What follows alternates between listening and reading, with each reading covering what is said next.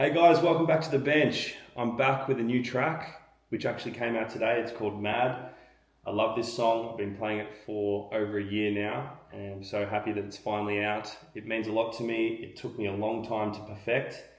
And since the last video I did, I saw your comments, and I really appreciate it, by the way. And I'm going to get much more into the technical side and really show you the ins and outs of how this song was made. I make music just for people to G up to, you know? When people ask me, oh, what kind of music do you make? It's hard to explain. I say I make music for adrenaline and to make you run faster, you know? So that's why I love what I do. It's so exciting, especially when I make it. And when I'm on my own, sitting here or in the studio and I've done it, it's like the coolest feeling in the world. It'll never get old. I'll never forget when I first started producing music, I used to jump around my room thinking, I can't wait till someone hears this, you know?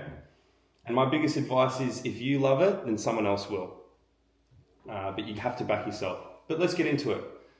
This is the intro. I started with the piano. That's how I began the record. So let's find it. Here we go.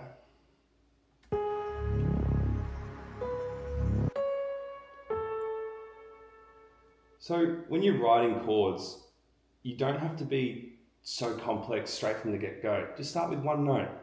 I started with this one single key, and then I just think, what do I want to hear after that? You know, how am I going to tell the story? The way music is in bars, you know, 2, 4, 8 bars, it comes back around. It's like it has to make sense. And I'm not sure how to teach that, but when I started playing guitar when I was younger, I learned scales and arpeggios, and I worked out how to write music because I was learning how to play other people's music, and I realized that, oh, it makes sense. It tells a story. So if you see here, even by looking at it, you can see I'm adding elements as I go, more notes to add to the progression of the chords. So I started off with just the notes.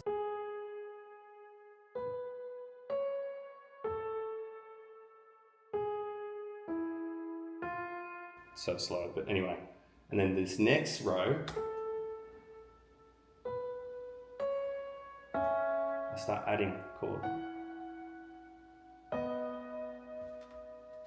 And that's when I add in the lower notes. So think about them as sections. 1, 2, 3, 4, 1, 2, 3, 4, 1, 2, 3, 4, 1, 2, 3, 4. And that's the story. And then the last bit is what really finishes it, and I start layering things like strings and more effects.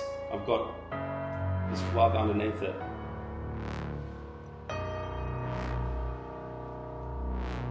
And then the pad that just stays on the same note. I can get into the actual processing of these things. So say for instance this wub, it's a deeper preset, and what I usually add is obviously EQs, took out a little bit of the low end, some Valhalla, some more low end, gone, you know, just as you go, mixing as you go, you just, oh, this needs a little bit more, I'm going to add it again. I don't know, it's just the way I work. This is the best auto filter. Don't use the stock in Ableton. This one is much more clean. Sonelxis Creative Filter. I use it for everything when I'm automating lows. And then Soothe is a plugin where you can detect frequencies that aren't nice. What's this thing that comes in? Seatbelt. It's a contact. Yeah. I don't know, just to create some more ambience. God, I've heard that sound many times. Strings, contact, very simple, you know. For my piano, I always use Grand Rhapsody. Make sure you bring the pedal down because that likes to make some noise. And the velocity, I don't know. Yeah. Let's get into there's some more texture, some rain, some ambience, pads. I like to keep pads in the same note throughout the progression of the chords and whatever. Best plugin I've gotten recently. Lander FX Voice. It just blossoms whatever vocal you're using. I always just use the pop Pop Diva and blend it. Oh, I've got a CLA on it as well. Must have been needed a lot. Let's see. I'll turn off everything. A gun under the counter. Punks are running wild in the street and there's nobody anywhere. Hectic. So I doubled it here too. Vocal doubler. A gun under the counter. Punks are running wild in the street and there's nobody anywhere. So Didn't do much. Satin I use for pretty much everything, especially leads to brighten things up. That's really good, and we've got the soothe there, but I probably should have had the soothe before the limiter. But anyway, these are things I find out later. Risers I generally just use samples, splice, easy, and I've got my big effects folder here full of more risers, more layering, more white noise uplifters. Yeah, you just have to build as you go. And my favourite thing on my build-ups, the snare, here we go. So I usually use a snare within a sampler, and you always transpose through the actual sampler transposer instead of going within the MIDI controller and using the pitch bend. It's just so much more accurate and warps it better, sounds better. Let's get into the drop. So kick, where are you? Here we go. Bit of layering. Started with the transient. Added some kick top texture. Nicely together, and then the thud. Came out alright. I'll just sort of wing it as I go, and then the bass groove. Very sharply chopped so it doesn't mud into the sub, which we have down here. So I like to render any sort of kick and basses because you really want to see where they're getting mapped, especially the phase as well. So if you're using a sub through a plugin and you're just exporting it straight from the MIDI and the controller, you're just going to get different phases. And when you've got one phase and you can repeat it, then it stays consistent and then it's easier for your mix down. Lead, always Simplant. Well, not always, but I've been using it a bit lately. Let's see what this sounded like before I screwed with it.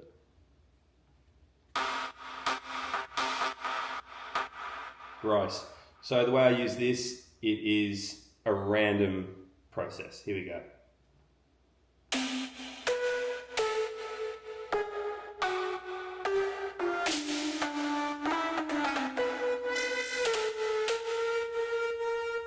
Okay, when you get to a point in the preset where you're mapping where you want it to go, you click this I and it resets to that sound that you finished on.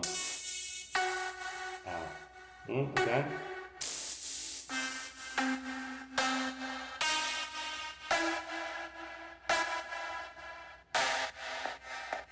Gross.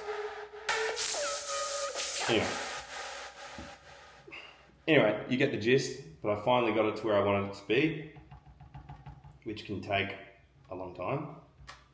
Let's go back to the start. And that's all she wrote. Okay, heading into, well, let's go over these chords. So standard practice with me again. We've got the Serum, very simple, one oscillator, analog, I think it's analog BD.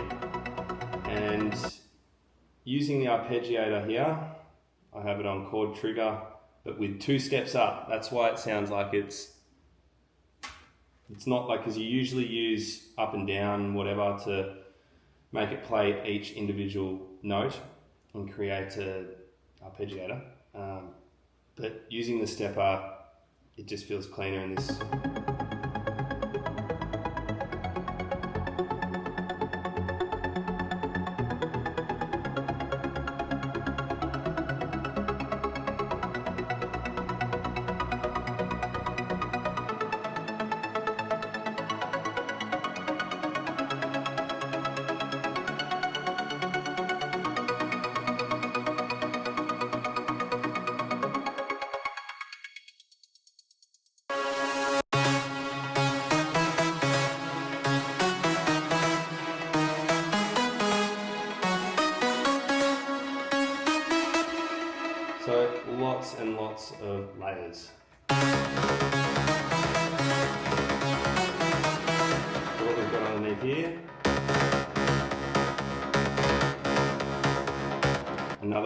Avenger stack.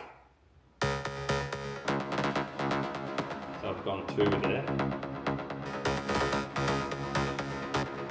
The processing standard by me, just I didn't even use the Saturn, but EQ, Valhalla, easy. Just depends how much extra something needs. And then the synths up here, I think they're all Avenger again.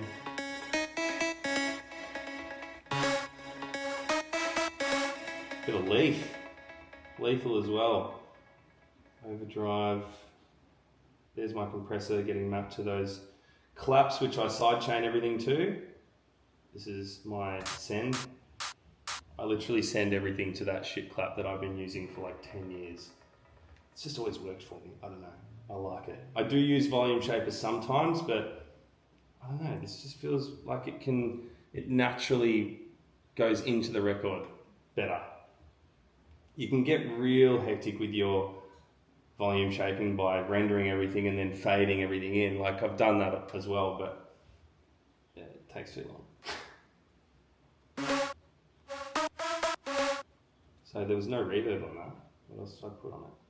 Soothe. Oh, I did shaper box that. Okay. Was obviously clipping. And I like to use limiters on leads because sometimes separate points of the pattern can just jump and spike in volume. And so if I've got it at a point, it'll just stay at a certain level and be nice and clean. Third layer. Another Avenger. So when it came to sound designing in this one, I was more going off presets, but you know, Simplant is very designy. It's just random, and I get it to a point in the end.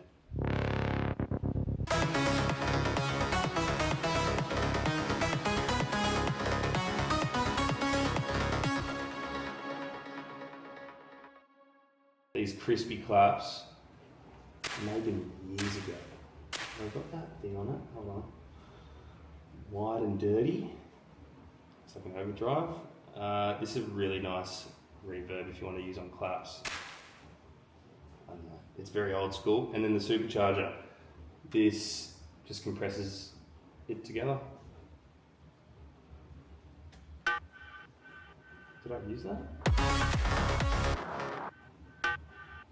Yeah, I did, but it sounds kind of out of key, but whatever. A nice clean white noise. So I would have done this in Operator. Did I? Yeah. So I'll just make a new track now and show you quickly. Where are you? Operator. So in Operator, you can go here, select noise white. Alright, sounds gross, but then if you, we might use the auto filter here.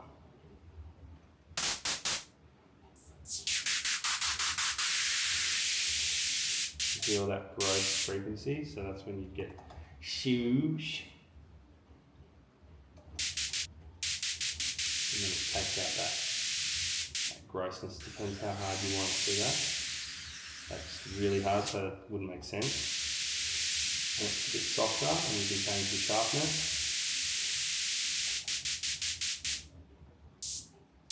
So that's a really good sort of drop noise, white noise, instead of these grainy ones that you get on sample packs. But then unique ones like this, just give it more texture, more character, and yeah, guys, that's pretty much it. I don't know what else I can go over in terms of technical, but music is selective and so is sound. So when you're selecting your sounds, it's up to you to want to know which one works with what and what you think will gel to make a great record. So I'll be honest with you, I actually got this one mixed and mastered by an engineer because I wasn't quite getting it there. This is what I usually use, multi-band compressor, EQ, I added a little bit of low on it, the SSLEQ. As you can see, I just put some highs up. It's just throwing shit at a fan, really.